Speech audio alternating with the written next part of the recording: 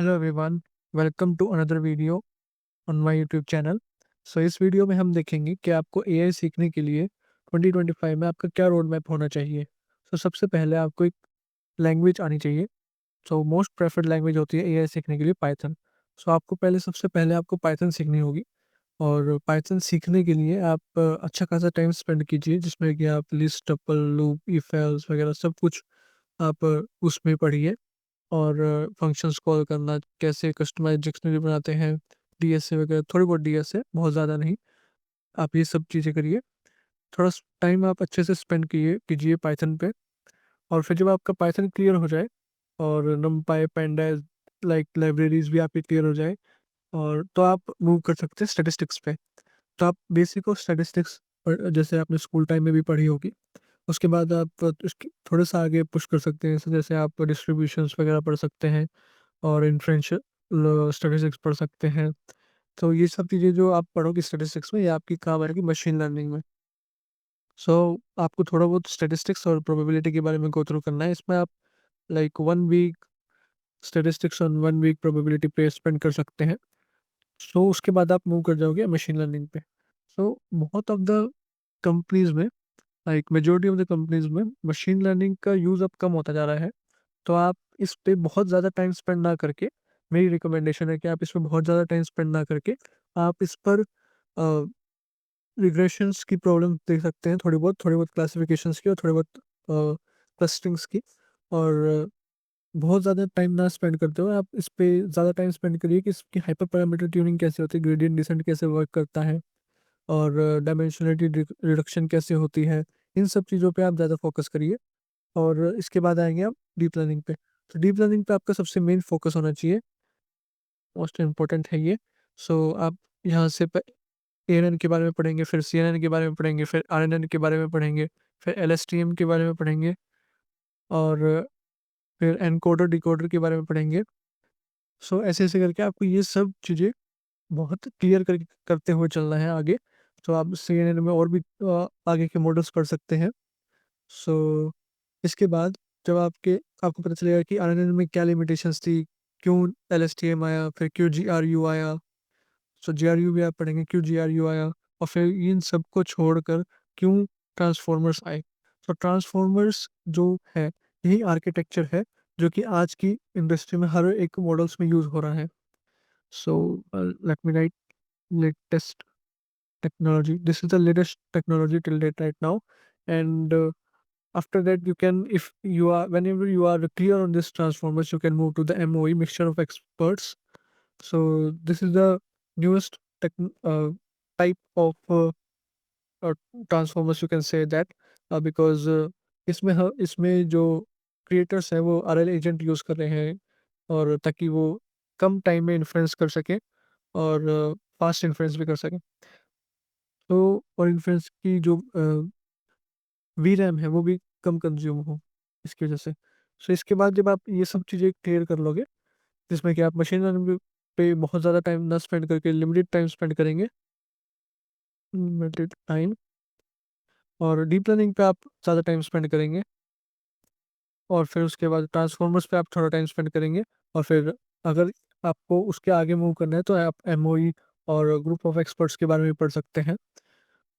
And group of experts के बारे में पढ़ सकते हैं आप।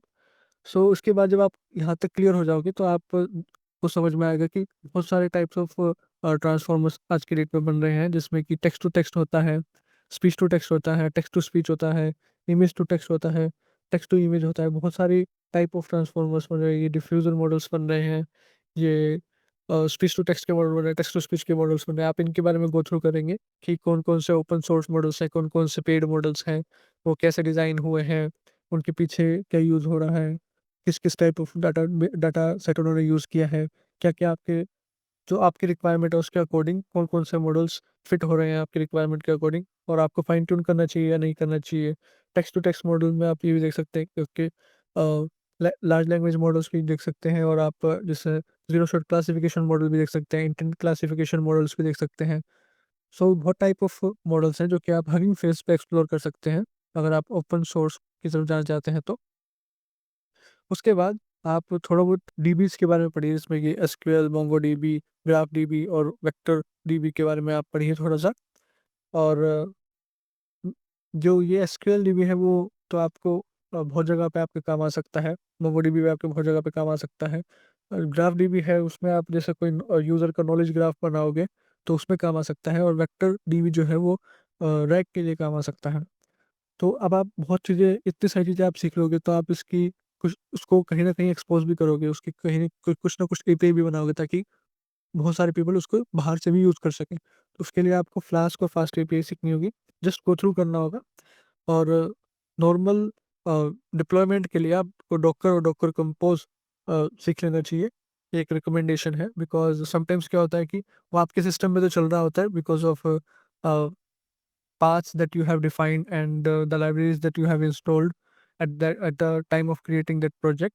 So कुछ टाइम बाद जब हम देखते हैं तो वो लाइब्रेरीज नहीं होती, या फिर वो लाइब्रेरीज इंस्टॉल नहीं हो रही होती, तो आप इस डोकर इमेज को संभाल के रख सकते हैं अपने डोकर हब पे या कहीं पे भी, तो बाद में लोग उसको यूज़ कर सकें, या फिर आप भी उसको यूज़ कर सको। अब आपने एपीआई बना ली, डॉकर बना ली, तो आप उसको कहीं न कहीं डिप्लॉय भी करोगे। तो उसके लिए आप एडब्ल्यूएस, एज़्योर या फिर जीसीपी पे डिप्लॉय कर सकते हो। तो उसके बारे में भी आप थोड़ा-सा गो थ्रू कर लेना। और फिर जब आप इसको डिप्लॉय करने वाले होगे तो आप ऑब्वियस सी बात है, विंडोज़ वीएम तो बहुत कम लोग प्रेफ़र करते हैं। तो आप उबुंटू वीएम बनाओगे, लिनक्स बेस्ड उबुंटू वीएम बनाओगे। लिनक्स बेस्ड उबुंटू वीएम बनाओगे तो आपको थोड़ी बहुत उबुंटू की कमांड्स पे भी आपका हाथ होना चाहिए। और जब ये सब आप चीज़ें कर लोगे तो आप अपने कोड को कहीं रखोगे भी, तो वो होगा गिट हब। सो आप गिट की कमांड पे थोड़ा-सा हाथ बनाइए अपना, और गिटहब पे भी। इसके बाद जब आप ये सब चीज़ें थोड़ा-सा गो थ्रू कर लोगे और आप ये सारे मॉडल्स भी देख लोगे, तो इन मॉडल्स को अपने कैसे वर्कफ़्लो में इंटीग्रेट करोगे, कैसे-कैसे यूज़ करोगे, और एज़ अ टूल यूज़ करोगे, या फिर कैसे यूज़ करोगे अपने as a normal API use करोगे।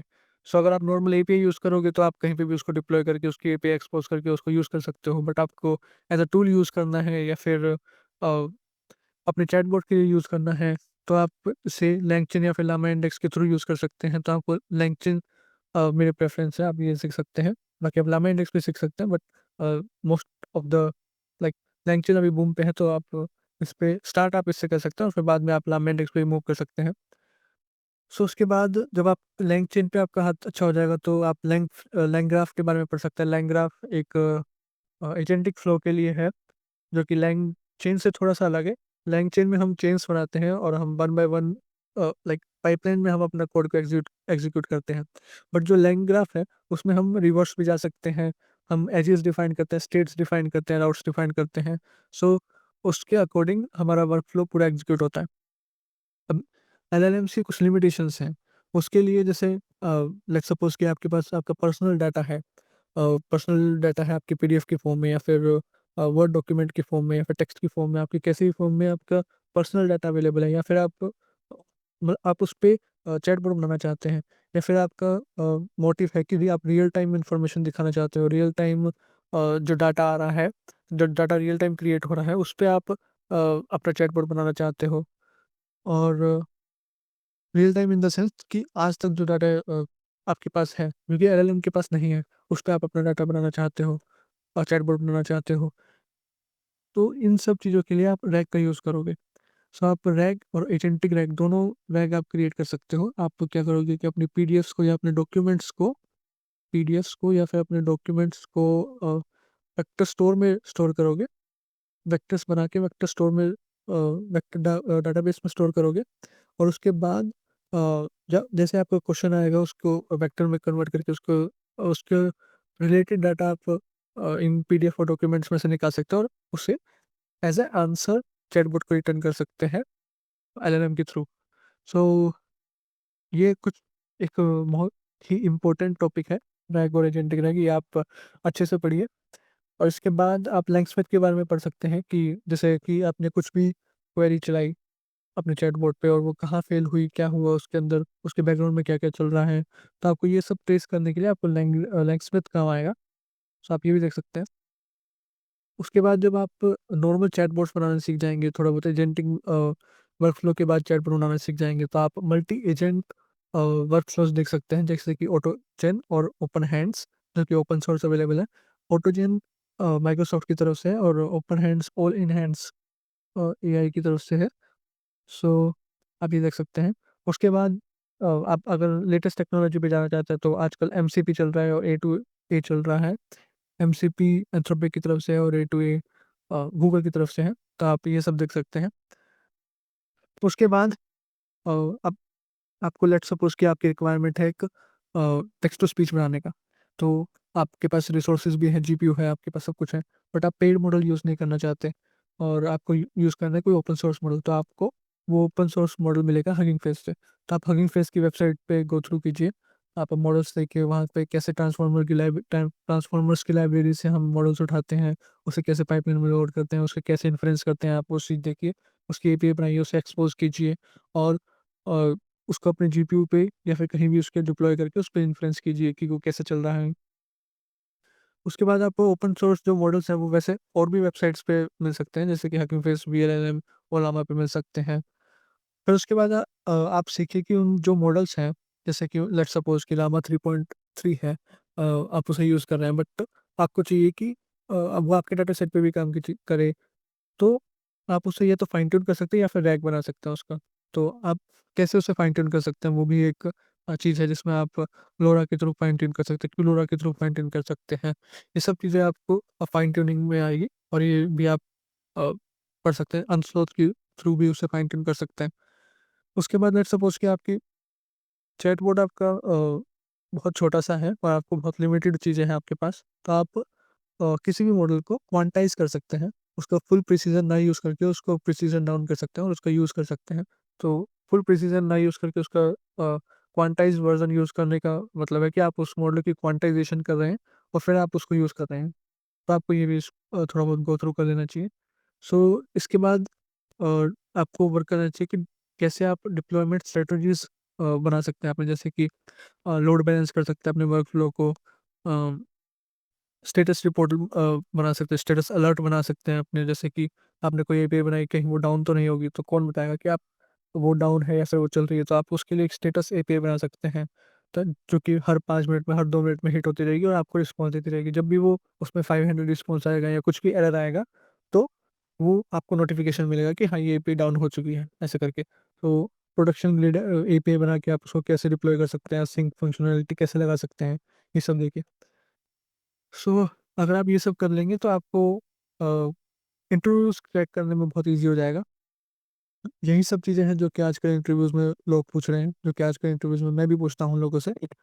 और हाँ, ये सब चीज़ें बहुत ज़्यादा हैं, बट आप ऐसे स्टेप टू स्टेप करेंगे, स्टेप बाय स्टेप करेंगे इसे, तो आपको बहुत ही सिंपल और डि वन टू लाइक डिपेंडेंट चीज़ भी आपको मिलेगी, जैसे कि statistics and probability machine learning पे डिपेंडेंट है। मशीन लर्निंग पे आपके बेसिक्स कॉन्सेप्ट्स क्लियर हो जाएँगे, हाइपर पैरामीटर ट्यूनिंग क्लियर हो जाएगी, ग्रेडिएंट डिसेंट कैसे यूज़ होता है वो क्लियर हो जाएगा, लॉस फंक्शन हो जाएँगे। सो ये सब चीज़ें आपको काम आएँगी डीप लर्निंग में। तो डीप लर्निंग में डायरेक्ट वो सब चीज़ें पढ़ना थोड़ा-सा मुश्किल हो जाता है, इसीलिए मशीन लर्निंग प्रेफ़रेंस दी जाती है पहले उसे, और फिर आप मशीन लर्निंग कॉन्सेप्ट्स जो आप स्टैटिस्टिकल मॉडलिंग से लेकर आए हैं, उसे न्यूरल नेटवर्क में कैसे यूज़ होता है वो आप देखेंगे। सो फिर आ जाता है ट्रांसफ़ॉर्मर्स, एमओई, ये सब चीज़ें आपको दिमाग में रखनी चाहिए कि हाँ, ये सब चीज़ें भी एग्ज़िस्ट करती हैं और ये कैसे-कैसे यूज़ करती हैं, कैसे-कैसे यूज़ होता है इनका। सो ये एक छोटा-सा रोड मैप है, ये आप देख सकते हैं, इसे करने का ट्राई कर सकते हैं और ये बहुत ही स्मूथ है। ये सब चीज़ें मैंने पढ़ी तो आप भी पढ़ ही सकते हैं, और इसमें किसी स्पेसिफ़िक टॉपिक पे आपको कुछ भी वीडियो चाहिए तो आप मुझे कमेंट सेक्शन में बता सकते हैं, मैं उसकी वीडियो बना के अपलोड कर सकता हूँ। So this is it guys for today videos. Thank you.